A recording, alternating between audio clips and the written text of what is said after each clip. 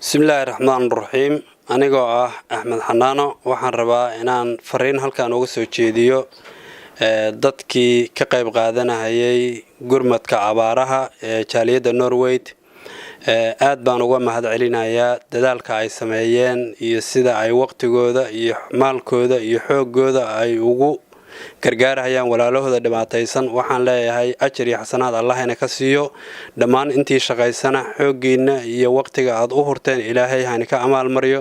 shaqo fiican baad qabateen haday tahay culimo awdiin odayaal gabdho dhalinyaro arday caruur kulligeen waa wada shaqeynay. Ilaahay ajar iyo xasanaad naga siiyo walaalaha aan u niyoonana Ilaahay ha gaarsiiyo ku caafiyo. intaas ka bacdi waxaan rabaa halkan inaan ka soo jeediyo fariin ku saabsan akoonka lacagta lagu soo dirayay. akoonkan waxaan u furnay oo ugu talagalnay waqti xadidan oo ah waqtigii wax la aruurinayay. waad ogtihiin waa la socotaan project kasta oo la diyaariyo waqti buu leeyahay waqti go'an buu leeyahay ma aha wax iska furan. sidaas darteed waxaan u soo jeedinayaa waqtigii inuu dhamaaday oo ay ugu dambeysay maantay oo Arbaco ah wixii ka dambeeya akoonka inaan mataqaana lacag lagu soo dirin sababtoo ah waxaana la ka rabaa xisaab xir. projectgeennuna sida xaqiiqda wuxuu ku ekaa 25kii March maalintii Sabtida ahayd. marka waxaan ka codsanayaa ciddii rabta inay mataqaana wax soo dirto inay nala soo xiriirto xilligan oo maanta Arbaco wixii ka dambeeya maxaa jira wuu dhamaaday waqtigii loogu talagalay projectiga aan ugu talagalnay gurmadka abaaraha. sidaas darteed ciddii haysan lacag oo aan wali soo dirin hanala soo xiriirin annaga u sheegayna sida kale ay u soo diri karaan laakiin akoonku wuu xiran yahay maanta laga bilaabo oo Arbaco waqtigiisana waa dhamaaday. hadda waxaan sameynaynaa xisaab xirkii iyo inaan soo gunaanadno wixii akoonka ku soo dhacay. aad baad u mahadsantihiin mar labaad baan inii mahadcelinayaa. ilaahayna waxaan kaga baryayaa miisaanka xasanaadka in Ilaahay inii saaro shaqadaas aad qabateen oo aad ugu gargaaraysaan walaalihiin.